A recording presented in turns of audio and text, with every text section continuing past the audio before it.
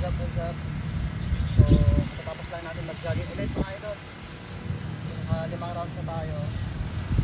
Rest time lang muna tayo, then magpatuloy tayo mamaya mga 2 more rounds. So, dito ulit tayo sa Manila Memorial Park. So, holiday pa lang ngayon mga lods, kaya marami tayong nagsasalubong kaninang nag-jogging, mga nagwo-walking, mga family, grupo-grupo. Tapos may mga luwaw pa doon kanina ng mini marathon. Salubong natin mga bata at saka mga iba't ibang age bracket. So, nasa day 12 na tayo mga lods. Day 12 na tayo. So, gumaganda talaga yung ating pakiramdam. Di tulad dati na madali tayong mahapo. O bang hapo. Pag napagod, ang hirap natin makarecover. Pero ngayon, mabilis na. Kahit napagod tayo sa jogging, mabilis na tayo nakaka-recover. May hangin na tayo mga lods. So, yun ang kagandahan ng pag-jogging.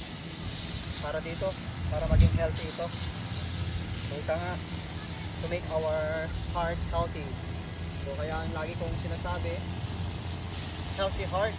So, kailangan natin mag-exercise para sa malusog na puso. So, maraming salamat ulit mga lods sa pagsubaybay. Leon Ladilas, follow and share. At big shout out sa ating mga followers, friends, viewers, even sa mga non-followers natin, sana mag-follow kayo. Okay, hanggang sa muli. Bye-bye. God bless. Healthy heart.